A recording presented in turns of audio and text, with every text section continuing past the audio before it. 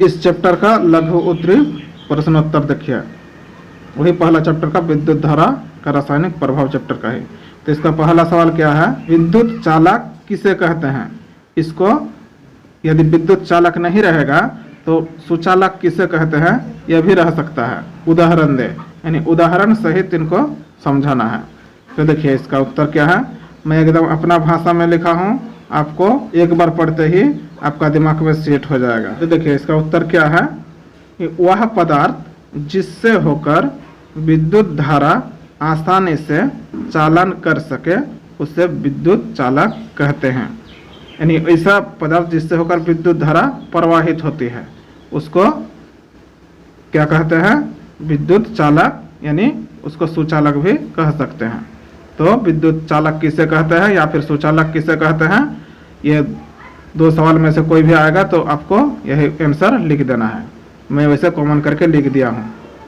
तो जैसे देखिए उदाहरण, किससे होकर विद्युत चालन करता है, जैसे हो गया तांबा, लोहा, एल्यूमिनियम, ग्रेफाइट और बहुत सारे पदार्थ से, इसलिए आदि।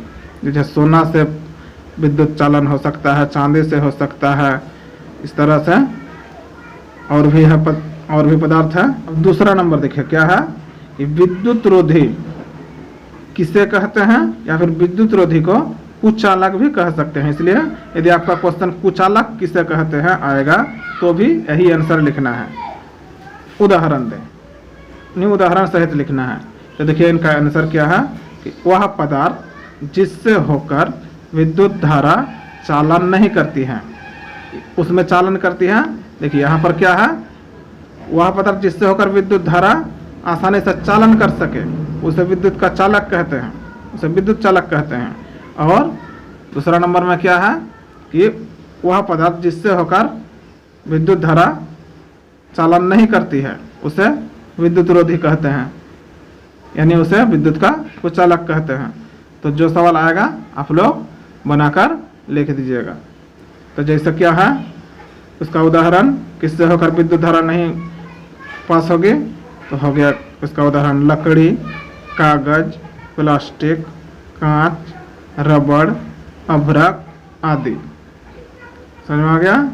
और तीसरा नंबर देखिए क्या है, ये विद्युत लेपन क्या है, इस प्रक्रिया में अम्लीय जल का उपयोग क्यों किया जाता है। तो यहाँ पर दो क्वेश्चन आप लोग को पूछ सकता है, या तो इतना दूर तक ही पूछेगा कि विद्युत लेपन क्या है, तो उतना इसका सिर्फ आंसर लिखना है। और यदि टोटल क्वेश्चन पूछ दिया कि इस प्रक्रिया में अम्लीय जल का उपयोग क्यों किया जाता है, इसका आंसर क्या है, देखिए विद्युत धारा की मदद से किसी धातु की सतह पर दूसरी धातु की परत चढ़ाने की प्रक्रिया को विद्युत लेपन कहते हैं। तो देखिए इतना दूर तक लिखना है, यदि विद्युत लेपन क्या है तब इतना दूर लिखना है।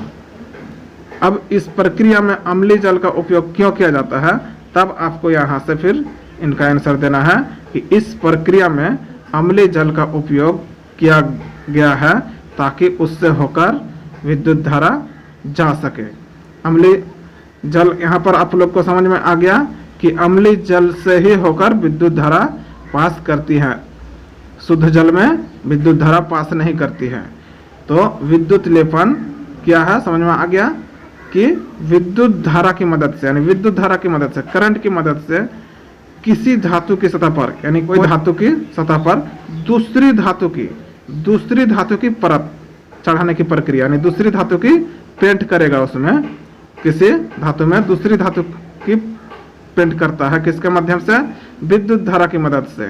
तो उसी को विद्युत लेपन बोला जाता है, उसी प्रक्रिया को विद्युत लेपन कहा जाता है। समझ में आ गया। विद्युत धारा की मदद से किसी धातु की सतह पर दूसरी धातु की परत चढ़ाने की प्रक्रिया को विद्युत लेपन कहते हैं। इस प्रक्रिया में अम्लीय जल का प्रयोग किया गया है ताकि उससे होकर विद्युत धारा जा सके। बहुत ही मैं आसान शब्दों में आप लोगों के लिए लिख दिया हूँ, एक बार दो बार पढ़ते ही आप लोग के माइंड में सेट हो जाएगा। क्वेश्चन बहुत है मगर आप लोगों के लिए मैं भी क्वेश्चन सब छांट कर बनाया हूँ। देखिए मैं बुक से भी पढ़ा सकता था, टुडे से ही पढ़ा सकता था, मगर मैं नहीं पढ़ाया, आप लोगों के लिए मैं अपने शब्दों में उत्तर बनाया हूँ। तो देखिए चौथा नंबर क्या है कि विद्युत अपघटन किसे कहते हैं। विद्युत अपघटन के उपयोग लिखे।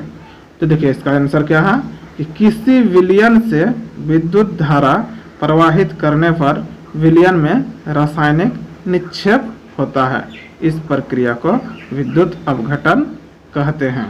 यानी कोई विलयन है, मान लीजिए यहाँ पर कोई विलयन है और उस विलयन में क्या करते हैं, विद्युत धारा प्रवाहित करते हैं, करंट पास करते हैं, तो उस विलयन में क्या होता है, रासायनिक निक्षेप यानी कुछ रासायनिक प्रक्रिया होता है। उसी को क्या बोला जाता है, इसी प्रक्रिया को विद्युत अपघटन कहा जाता है। तो समझ में आ गया। देखिए कितना एकदम सीधा सरल भाषा है कि किसी विलयन से विद्युत धारा प्रवाहित करने पर विलयन में रासायनिक निक्षेप होता है। इस प्रक्रिया को विद्युत अपघटन कहते हैं। अब विद्युत अपघटन के उपयोग, तो यहाँ पर आप लोगों को जो सवाल पूछेगा वही सवाल का आंसर देना है। यहाँ पर 2 सवाल है, विद्युत अपघटन किसे कहते हैं, यदि इतना दूर तक पूछे तो इतना दूर तक आप लोगों को आंसर देना है। यदि इतना दूर फिर आप लोगों को नहीं पूछे, सिर्फ पूछ दे विद्युत अपघटन का उपयोग लिखे, तो फिर विद्युत अपघटन के उपयोग लिखना है। तो देखिए विद्युत अपघटन का उपयोग क्या है। इसका पहला नंबर है धातु के शुद्धिकरण। धातु के शुद्धिकरण में यानी जो धातु निकलता है मिट्टी से, उनको शुद्धिकरण करने के लिए विद्युत अपघटन किया जाता है। धातु पर परत चढ़ाने में, यानी कोई दूसरी धातु पर परत चढ़ाने में, पेंट करने के लिए भी विद्युत अपघटन का प्रयोग किया जाता है। धातुओं का निष्कर्षण में, धातु का निष्कर्षण कहाँ पर धातु है वहाँ पर उसका निष्कर्षण में भी किया जाता है। अब 5वां नंबर देखिए क्या है, विद्युत लेपन का उपयोग लिखे। अब विद्युत लेपन का प्रयोग लिखे, यहाँ पर प्रयोग भी बोल सकता है, उपयोग के स्थान पर प्रयोग भी बोल सकता है कि विद्युत लेपन का प्रयोग को लिखे। तो उत्तर देखिए क्या है, कि विद्युत लेपन का उपयोग क्या क्या है। देखिए जंग से बचाने के लिए, कोई भी धातु को यानी कोई भी पदार्थ को जंग से बचाने के लिए विद्युत लेपन किया जाता है, दूसरे धातु की परत चढ़ाया जाता है। इसलिए पहला नंबर आंसर हो गया जंग से बचाने के लिए। दूसरा नंबर क्या है, सुंदरता बढ़ाने के लिए। उसको सुंदरता बढ़ाने के लिए किया जाता है। कोई पदार्थ खुरदर रहा है, डिस्कलर है, तो उसमें विद्युत लेपन कर दिया जाता है, तो उसका सुंदरता में सुंदरता आ जाती है, चमक आ जाती है, तो उसका सुंदरता बढ़ जाती है। इसलिए दूसरा नंबर क्या है, सुंदरता बढ़ाने के लिए विद्युत लेपन किया जाता है। तीसरा नंबर क्या है, यांत्रिक शक्ति बढ़ाने के लिए। उसका अंदर का जो शक्ति है, यांत्रिक शक्ति बढ़ाने के लिए भी विद्युत लेपन किया जाता है। यदि विद्युत लेपन नहीं किया जाएगा तो वो ज़्यादा दिन तक नहीं टिकेंगे, जल्दी खराब हो जाएंगे। इसलिए उसका यांत्रिक शक्ति को बढ़ाने के लिए भी विद्युत लेपन किया जाता है। चौथा नंबर फिर क्या है, खराब होने से बचाने के लिए। ये कोई भी पदार्थ को इसलिए विद्युत लेपन किया जाता है कि वो जल्दी खराब ना हो, क्षय ना हो। समझ में आ गया। तो आप लोग देख देख कर लिख लीजिएगा क्वेश्चन आंसर। और हाँ स्टूडेंट्स, चैनल में यदि पहली बार आए हैं तो चैनल को सब्सक्राइब कर लीजिए और बेल आइकन को दबाकर ऑल पर जरूर क्लिक कीजिए, ताकि मेरा आने वाला हर वीडियो अब तक जल्दी पहुंचे, क्योंकि मैं आप लोगों के लिए डेली वीडियो डालते रहता हूं। और 6 नंबर देखिए क्या है, हमें गीले हाथों से फर्श पर नंगे पांव खड़े होकर विद्युत उपकरणों को छूने से मना किया जाता है, क्यों। समझ में आ गया कि आप गीले हाथों से खड़े नंगे पैर पर, यानी पैर पे चप्पल उप्पल कुछ नहीं पहने हुए हैं और आपका हाथ भींगा हुआ है और आप विद्युत उपकरण को छू रहे हैं, तो मना किया जाता है, क्यों। तो इनका उत्तर क्या है, क्योंकि जल में खनिज लवण घुले होते हैं, इसलिए यह विद्युत का सुचालक होता है और इसमें विद्युत का प्रवाह होता है, जिससे मृत्यु भी हो सकता है। समझ में आ गया, क्योंकि जल में एसिड मिला हुआ रहता है, एसिड रहता है, और एसिटिक यानी अम्लीय जल में ही विद्युत क्या करता है, चालन करता है, यानी वो विद्युत का सुचालक है। और जब आप नंगे पांव पर भींगे हाथों से उस उपकरण को छुएंगे तो क्या हो जाएगा, आपको करंट लग सकती है और आपका मृत्यु भी हो सकता है।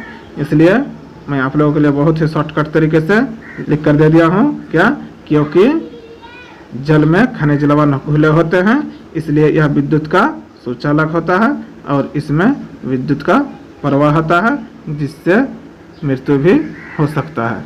समझ में आ गया। 6 नंबर क्या है, देखिए कि आपके घर में स्विच की मरम्मत करते समय विद्युत मिस्त्री रबड़ के दस्ताने क्यों पहनता है, व्याख्या कीजिए। समझ में आ गया। क्या सवाल पूछा है कि जब आप लाइन मिस्त्री को बुलाते हैं घर में, तो वो दस्ताने पहनते हैं। क्यों पहनते हैं, वही सवाल पूछा है, उनका व्याख्या करना है। तो यहाँ पर देखिए, चूंकि रबड़ के दस्ताने विद्युत का कुचालक है, यह विद्युत मिस्त्री को झटके से बचाते हैं, इसलिए स्विच की मरम्मत करते समय दस्ताने पहने जाते हैं। समझ में आ गया? क्योंकि दस्ताना क्या होता है, विद्युत का कुचालक होता है, उससे होकर विद्युत धारा पास नहीं करेगी और वो करंट से बच जाएंगे। इसलिए विद्युत मिस्त्री क्या करते हैं, दस्ताने पहनते हैं ताकि उसको